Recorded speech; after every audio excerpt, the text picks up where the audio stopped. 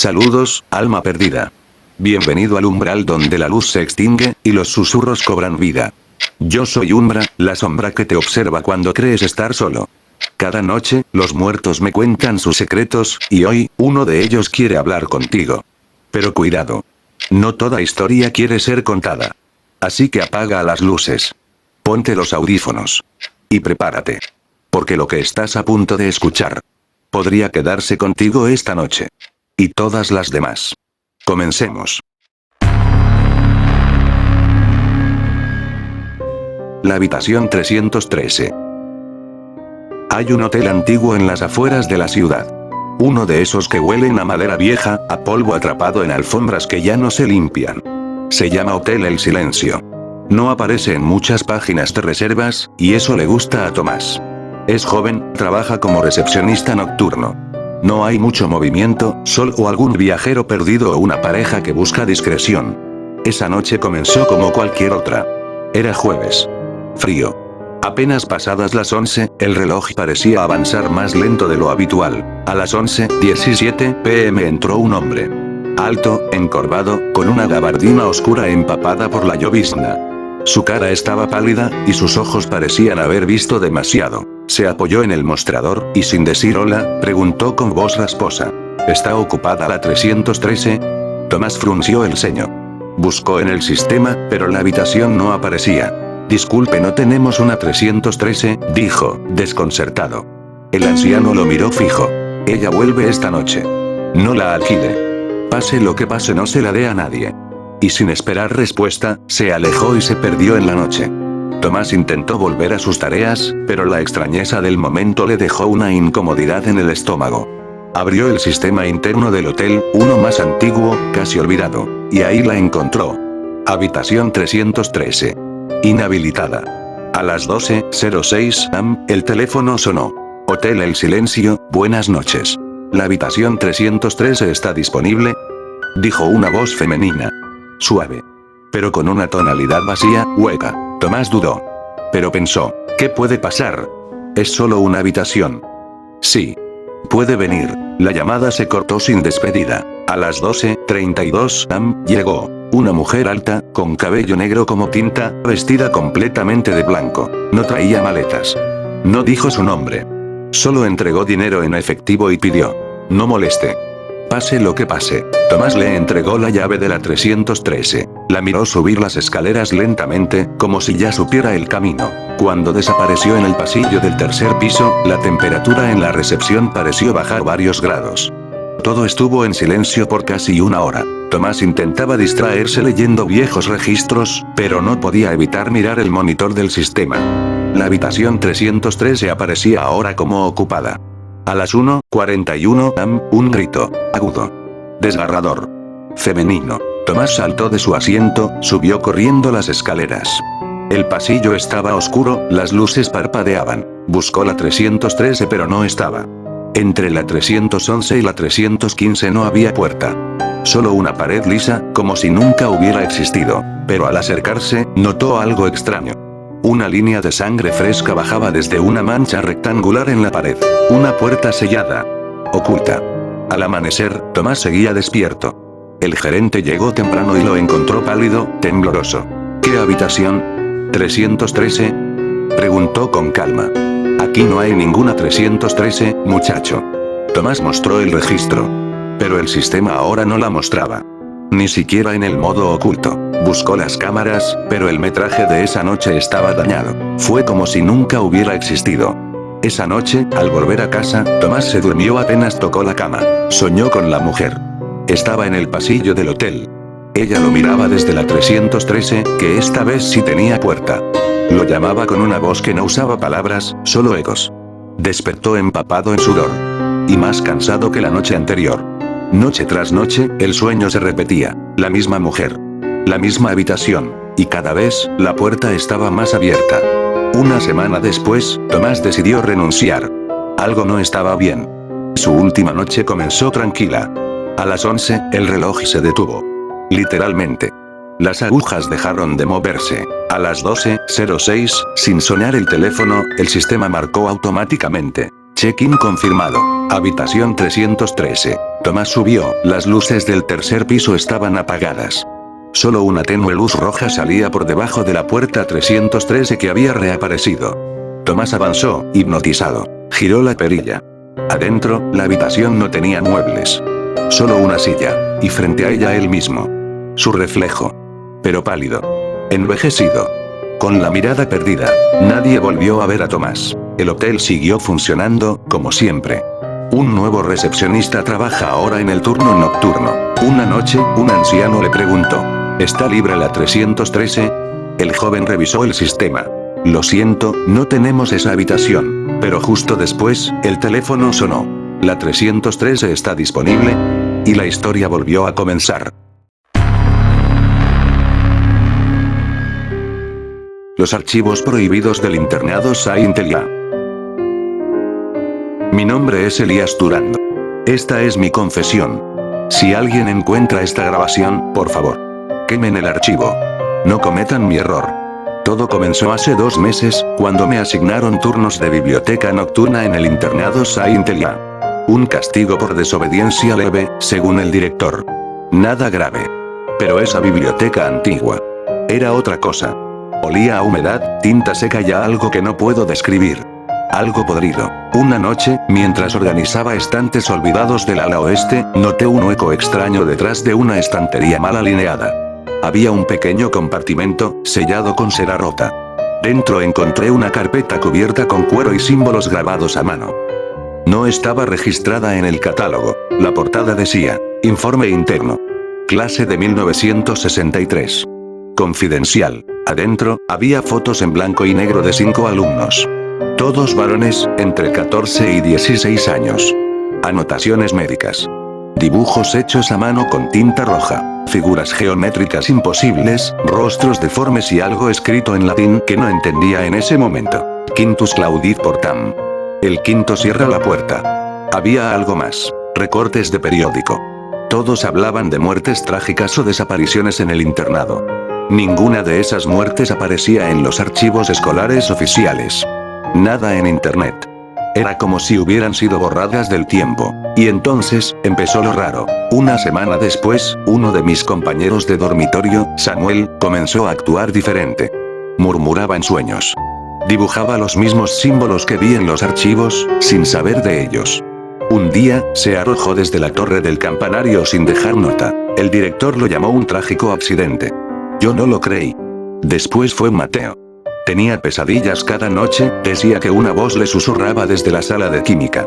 Un día, durante una práctica, se incendió el laboratorio. Él estaba solo. Su cuerpo jamás fue encontrado. Solo un mechón de cabello calcinado. Los profesores callaban, los estudiantes olvidaban, excepto yo. Al tercer caso, decidí investigar a fondo. Y encontré más que no debía. Un registro del profesor Kepler, encargado del curso de filosofía alternativa en los años 60.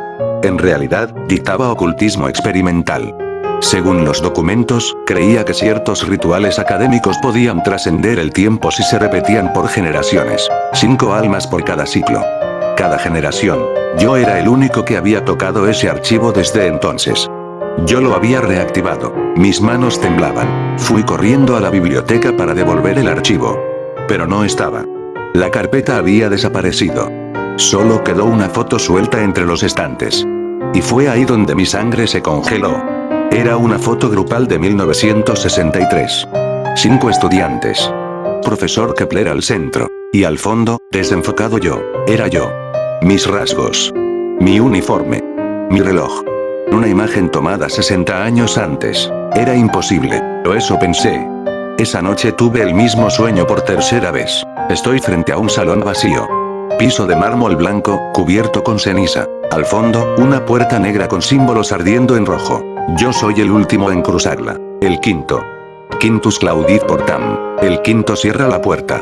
Esta noche será la última. He visto las señales. Estoy hablando dormido. Hoy, el reflejo del espejo no me sigue del todo. Si estás escuchando esto, quema los archivos. Huye de Saint Elia. Nunca abras lo que fue sellado. Y por lo que más quieras, no seas el quinto. El niño en el techo. Si estás viendo esto, por favor, nunca ignores lo que dibujan tus hijos. A veces, su mundo imaginario no es tan imaginario. Esta es la historia que arruinó mi vida. No busco consuelo. Solo quiero advertirles antes de que sea demasiado tarde. Me llamo Clara. Soy madre soltera. Hace unos meses, mi hija Lucía y yo nos mudamos a una vieja casa de campo que me dejó mi abuela. Estaba alejada de la ciudad, rodeada de árboles y silencio.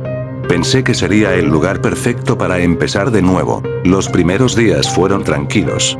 Lucía estaba feliz. Jugaba en el jardín, corría por los pasillos y reía como hacía tiempo no la veía reír. Pero al tercer día empezó a hablar de alguien nuevo. Mamá, anoche vino Techo a verme. ¿Techo? Le pregunté. ¿Un perrito? ¿Un muñequito? No. Es mi nuevo amigo. Él camina por el techo, pero no hace ruido. Solo me mira. Pensé que era un amigo imaginario. Los niños inventan cosas, especialmente cuando están en lugares nuevos. Pero cada noche volvía a mencionarlo. Hoy Techo me contó un secreto, ¿así? ¿Cuál? Que no le gusta que lo miren. Por eso se esconde cuando tú entras. Pasaron los días y comencé a notar detalles incómodos. Cada mañana, encontraba marcas de pies descalzos en el techo del cuarto de Lucía. Pequeños, como los de un niño. A veces húmedos, como si acabaran de salir de la ducha. Otras veces, sucios. Con barro. O con algo más espeso. Algo oscuro. Pensé que era humedad. O alucinaciones mías por el estrés de la mudanza. Hasta que una noche, al ir a apagar la luz de su habitación, Lucía me susurró. No la apagues todavía, mami. Techo está enojado. Dijo que hoy quería verte. No dormí esa noche. Al día siguiente, instalé una cámara de seguridad en su habitación. Una que se activaba con movimiento. La conecté a mi celular y esperé. Las 2 primeras noches no grabó nada. La tercera noche, me desperté con una notificación a las 3:14 am. Movimiento detectado. Habitación de Lucía. Me levanté temblando y abrí el video. Primero vi a Lucía durmiendo profundamente. Todo parecía normal. Pero en el segundo 11, algo cayó del techo. Una figura pequeña, desnutrida, con los brazos extremadamente largos y las piernas dobladas como si no tuvieran huesos. El niño caminaba boca abajo. Pegado al techo. Como una araña. Se movía de forma errática, como si se agitara en cámara lenta, observando a Lucía. No hablaba. Solo respiraba de forma entrecortada y rápida. Lo vi pasar sobre la cama, inclinar la cabeza al revés, como si estuviera viendo la cámara, y luego desapareció. No pude moverme durante un minuto entero. Llamé a la policía.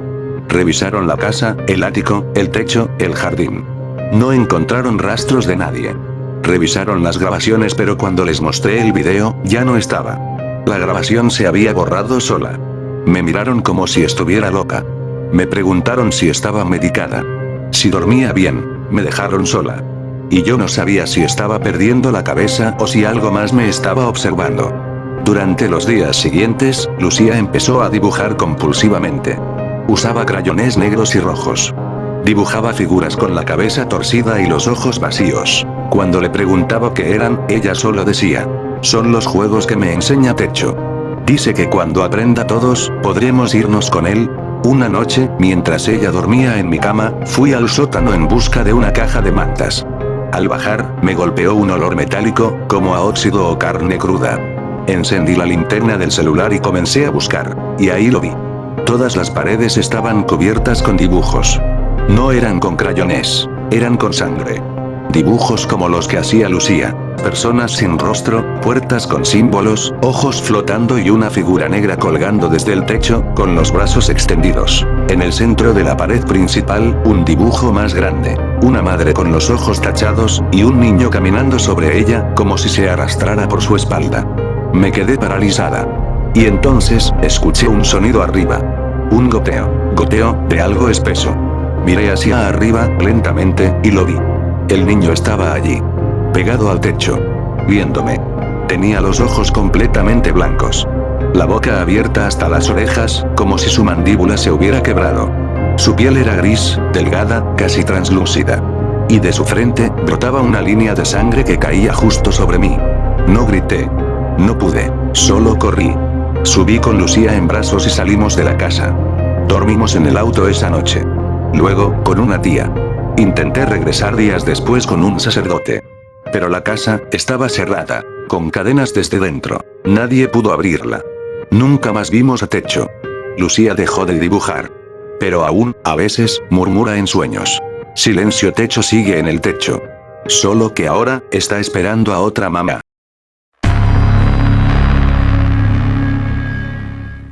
Mi reflejo no me sigue. Me llamo Javier. No suelo compartir mi vida personal en redes ni nada parecido, pero si estás escuchando esto es porque probablemente ya es demasiado tarde para mí. Todo comenzó hace menos de un año, cuando decidí dejarlo todo atrás. Había terminado una relación larga, desgastante. No fue una ruptura violenta, pero me dejó vacío. Así que busqué un nuevo lugar donde vivir. Un cambio. Un reseteo. Encontré un pequeño departamento en el centro histórico de la ciudad. Era antiguo, pero acogedor. Techos altos, pisos de madera que crujían al caminar, un baño con azulejos retro y un espejo enorme empotrado en la pared, justo sobre el lavamanos. El espejo tenía un marco de metal envejecido, con detalles grabados a mano, como si fuera una pieza de museo olvidada. Me pareció elegante. Misterioso. La primera noche fue normal. O eso pensé. Mientras me lavaba los dientes, algo me incomodó. No supe qué exactamente. Fue como una punzada en la nuca. Algo en mi reflejo no encajaba del todo. Lo noté cuando giré la cabeza. Hubo una mínima desincronización. Una fracción de segundo. Como si el espejo hubiera dudado. Pensé que era el cansancio. Cambiarse, mudarse, limpiar, cargar cajas te agota mentalmente. Pero los días pasaron y comencé a verlo más claramente. Al bostezar, mi reflejo se quedaba mirándome un instante antes de imitarme. Cuando pestañeaba él no siempre lo hacía, y a veces, cuando me cepillaba el cabello o me acercaba mucho al espejo, notaba que mis ojos no parecían estar enfocados en el mismo punto que yo. Un día me quedé parado, completamente quieto, observando mi reflejo por largos minutos. Y entonces sucedió. Yo no me moví. Pero mi reflejo sí. Fue un leve temblor en los labios. Una especie de gesto que no reconocí. Y luego sonrió. Pero yo no. Mi rostro seguía neutro. Sin expresión, pero el del espejo me sonreía. Recuerdo haber retrocedido con tanto pánico que tropecé con el borde del inodoro y caí de espaldas al suelo. Dormí esa noche en el sofá, con todas las luces encendidas, evitando el baño como si fuera un santuario maldito. No podía quedarme con la duda. Al día siguiente, grabé un video. Coloqué mi celular en modo cámara, apuntando directamente al espejo. Me senté frente a él, sin moverme durante varios minutos, nada pasó. Y justo cuando estaba por rendirme sucedió. Mi reflejo parpadeó antes que yo. Giró la cabeza ligeramente hacia la izquierda. Y sus labios comenzaron a moverse. Murmuraba algo. Sin sonido. Sin voz. Hasta que, finalmente, con una expresión completamente distinta a la mía, se llevó un dedo a los labios y susurró. Silencio. Ahí fue cuando apagué la cámara. Salí corriendo del departamento y me fui a dormir a casa de un amigo. No le conté nada. ¿Cómo explicar algo así sin sonar como un loco? 2 días después, regresé. Necesitaba recuperar mi ropa, mis documentos. Intenté convencerme de que había sido un truco de luz, una ilusión óptica. Algo. Todo estaba igual. En su lugar. Frío. Intenté ignorarlo. Hasta que hice una videollamada con mi madre. Estábamos conversando normalmente, cuando de repente su rostro cambió. Javier. Dijo, hay alguien detrás de ti en el espejo. Me congelé. No quise voltear. Pero lo hice. El baño estaba abierto a mis espaldas, y el espejo reflejaba exactamente lo que debía reflejar. A mí, frente al teléfono. Pero cuando miré de nuevo a la pantalla el reflejo seguía allí. A pesar de que yo me había girado por completo, el reflejo seguía mirando al frente. A ella. Sonriendo. Colapsé emocionalmente ese día. Lloré. Temblé.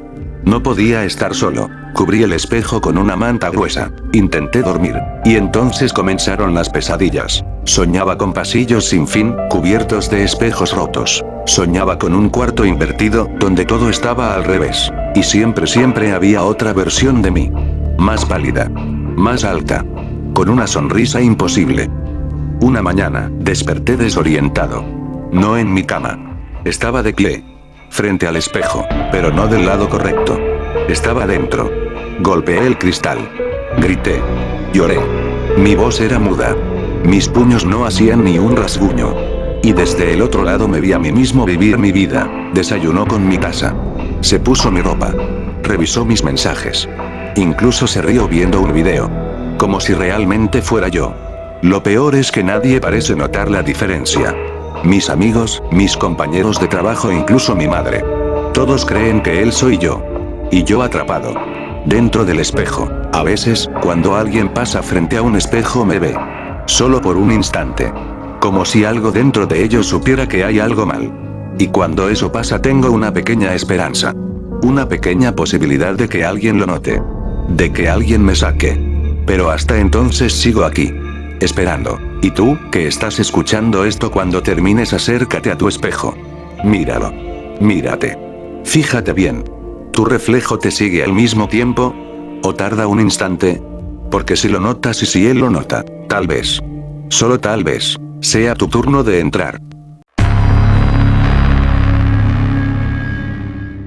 El violinista del cuarto piso. Mi nombre es Camila. Tengo 21 años. Estudio arte en una ciudad fría, lluviosa, al sur del país. Cuando ingresé a la universidad, mi presupuesto era limitado, así que opté por mudarme a una vieja pensión estudiantil. Nada lujoso. Un edificio angosto, de 4 pisos, al borde del centro histórico. La fachada estaba desgastada. La pintura, descascarada. Los balcones parecían a punto de desprenderse. Pero tenía lo básico. Una cama, escritorio, una cocina compartida, y lo más importante, silencio para estudiar. Aunque no fue del todo así. El primer detalle extraño lo noté la misma semana que me mudé. El edificio tenía 4 pisos. Pero la dueña, la señora Esther, una anciana que siempre llevaba un rosario en el cuello, nos había advertido. Nadie sube al 4º piso. Está clausurado. Es peligroso. Viejo, olvidado. Había incluso una cadena oxidada en las escaleras del 3er piso, como para impedir el paso. Pero por las noches algo ocurría. A las 3:33 de la madrugada, cada noche, se escuchaba una melodía. Un violín. No cualquier música. Era hermosa. Triste. Melancólica. Como si alguien llorara a través del instrumento. Al principio pensé que era la radio de algún vecino, o algún estudiante con insomnio y talento musical. Pero cuando pregunté a mis compañeros de piso, todos me dijeron lo mismo. ¿Música? No, yo no oigo nada. Debe ser el viento. ¿Seguro que no lo soñaste? Empecé a obsesionarme con la hora. Me ponía alarmas. Esperaba despierta. Y siempre a las 3:33 exactas el violín comenzaba. Nunca antes. Nunca después. Una noche subí al 3er piso para escuchar mejor. Y frente a la escalera clausurada la música era más clara. Como si viniera de arriba. Del piso prohibido. No lo soporté más. Tomé una linterna. Esperé la hora. Y subí. Las escaleras crujían con cada paso. Las paredes del 4º piso estaban cubiertas de hollín. Había olor a madera vieja, a polvo y a humo. Avancé lentamente, linterna en mano, y vi una puerta entreabierta al fondo del pasillo. Empujé. El interior estaba completamente quemado. Muebles carbonizados, cortinas hechas cenizas, paredes negras. Y en el rincón lo vi. Un joven. Sentado. Tocando el violín. Su rostro tenía quemaduras profundas. Como si parte de su piel hubiera sido derretida y mal reconstruida. Estaba vendado de los ojos. Pero aún así sentí que me miraba. La música era aún más triste en persona. Dolía escucharla. Me quedé congelada. Y él, sin dejar de tocar, susurró algo que nunca olvidaré. No dejes de escuchar. Si dejas de oírme, grita. Salí corriendo. Bajé los 3 pisos sin mirar atrás. Dormí esa noche con audífonos puestos. Música a todo volumen. Y aún así, escuché el violín. A partir de ese día, ya no era solo a las 3:33. A veces, se colaba en mis sueños. O lo oía mientras comía. Mientras me duchaba. Era como si la melodía se hubiera metido en mi cabeza. Una compañera del 2º piso comenzó a sangrar por los oídos. Otra dejó de asistir a clases. Dijo que soñaba con un violinista sin ojos, que le tocaba canciones mientras ardía. Busqué en los registros de la ciudad. Periódicos antiguos, foros, archivos digitales. Y encontré algo. Hace 30 años, hubo un incendio en ese edificio. Murieron 5 estudiantes. Uno de ellos era violinista. El fuego comenzó en su habitación. Se rumoreaba que no intentó huir, que lo encontraron aún tocando. El violín estaba carbonizado, pero su cuerpo aún emitía calor. Junto a él, había una nota escrita con tinta negra. Debe tocar eternamente. Si alguien deja de escucharlo, el fuego volverá. Comencé a entrar en pánico. ¿Y si era verdad? ¿Y si escuchar la música era lo único que lo mantenía lejos? ¿Y si alguien dejaba de oír lo que pasaba? Una noche, desperté bruscamente. Revisé el reloj. 3:33. Silencio. No había música. Solo un crujido. La madera. El aire caliente. Un olor a humo. Me puse de pie. Y ahí, en el pasillo, lo vi. El violinista. Parado. Sin tocar. Con el violín colgando de su mano. Y su rostro mirando directamente hacia mí. «Te toca a ti, Camila», dijo. Grité. Grité con todo lo que pude. Todo se volvió rojo. Sentí el fuego en mi piel, en mis pulmones. Me ahogaba. Y luego nada. Desperté en un hospital. Dijeron que sufrí una intoxicación por humo.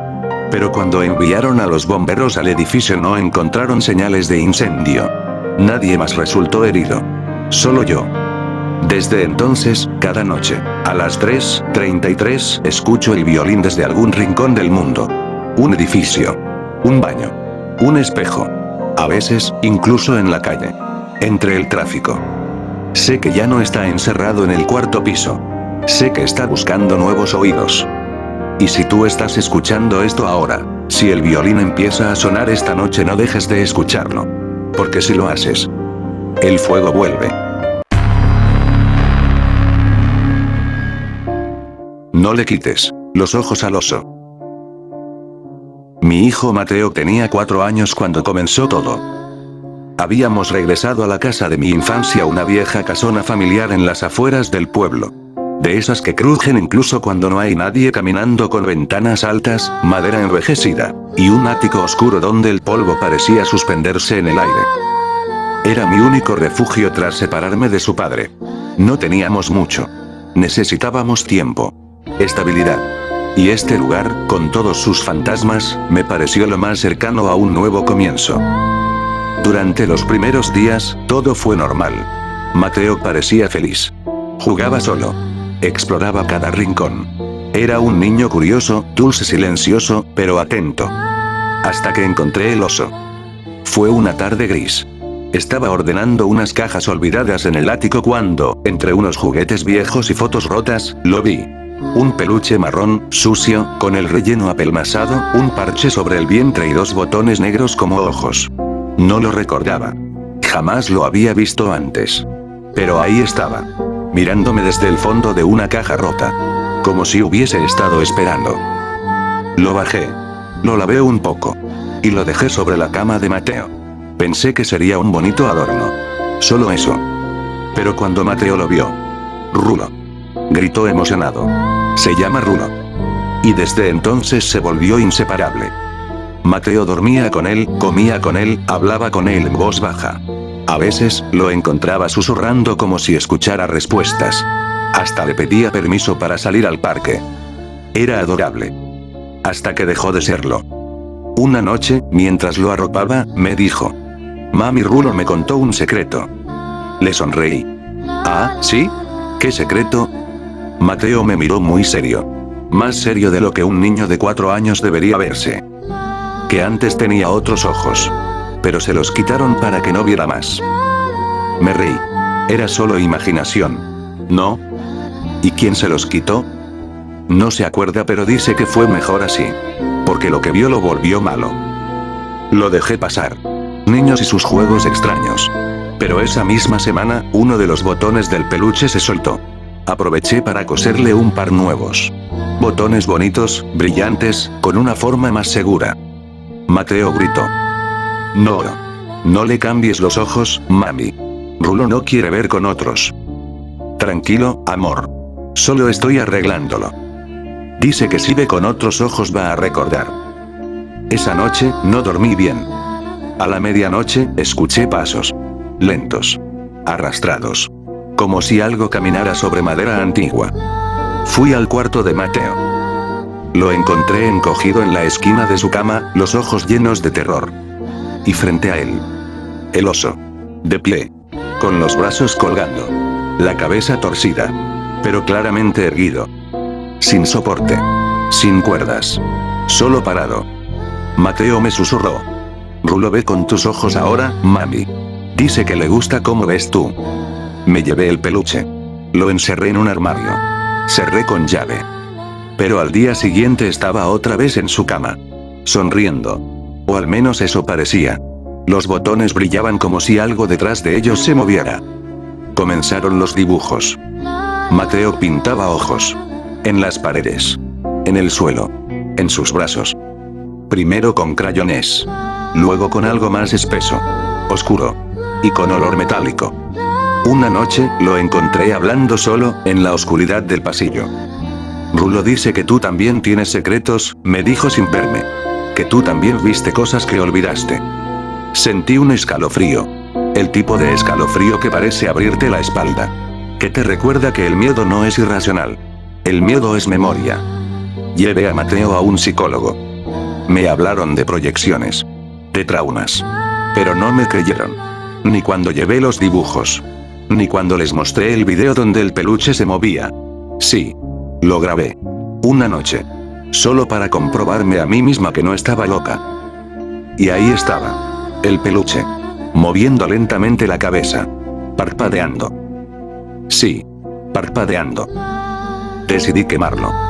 Era la única forma. Lo llevé al patio trasero.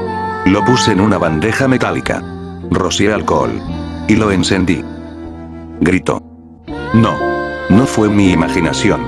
El fuego hizo un sonido. Un lamento. Como si la tela exhalara dolor. Y justo entonces Mateo gritó desde dentro de la casa. Corrí. Lo encontré tirado en el suelo, convulsionando. Sus ojos sangraban. En el hospital, dijeron que era una infección. Pero al limpiarle el rostro, vi marcas. Pequeñas puntadas. Como si alguien le hubiese intentado coser botones en los párpados. Nadie me creyó. Regresé a casa. Y entre las cenizas del peluche algo brillaba. 2 ojitos negros, parpadeando. Desde entonces, cubrí todos los espejos. Cierro los ojos cuando paso por los pasillos. No dejo juguetes a la vista.